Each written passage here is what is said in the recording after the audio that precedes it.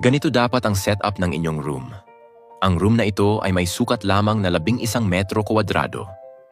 Karaniwang pare-pareho lang ang layout ng mga room, pero ang mga bedside tables ay madalas di gaanong nagagamit at nagiging sanhi ng maraming alikabok. Ang dalawang bedside tables ay nagsasayang lang ng espasyo. Mas praktikal ang 1 metro na row ng mga wardrobe. Mas mahal ang mga customized cabinet doors kaysa sa mga wardrobe, kaya mas mahusay ang ganitong disenyo. Gumamit ng ilang mga ready clothes hanger na may mga butas para magkaroon ng eksklusibong pakiramdam sa pader. Magdagdag ng ilang metal laminates para mas madaling mamili ng damit ang iyong asawa.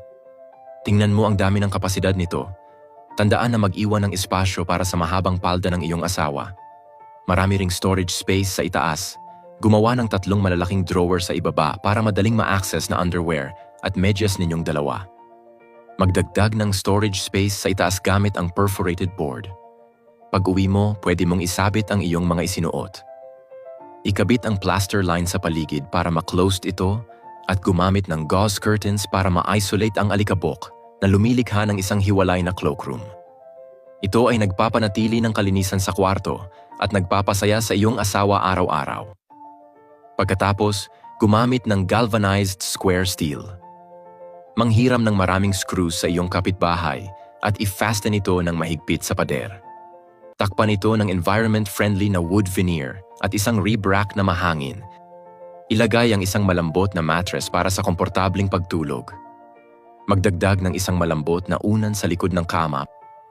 Gumawa ng isang butas sa gilid ng kama at takpan ito ng wood veneer para madagdagan ang storage space sa countertop. Mag-install ng switch socket sa gilid ng kama para mapanood mo ang mga video sa iyong mobile phone. Gumawa ng isang nakasabit na desk sa dulo ng kama.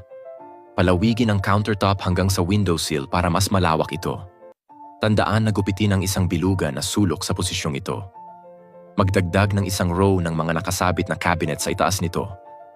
Mag-install ng isang set ng manipis na side cabinets sa ibaba para sa lahat ng mga cosmetics na gusto ng iyong asawa. Gamitin ang espasyo ng flexible sa pamamagitan ng pag-install ng sensor light.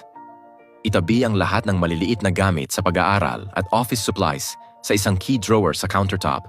Ginagawa itong isang functional na desk. Pwede nang mag-research ang iyong asawa at mag-makeup.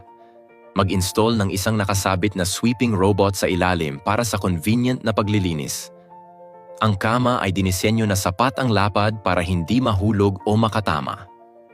Mag-comment ng wow kung nagustuhan mo ang design na to.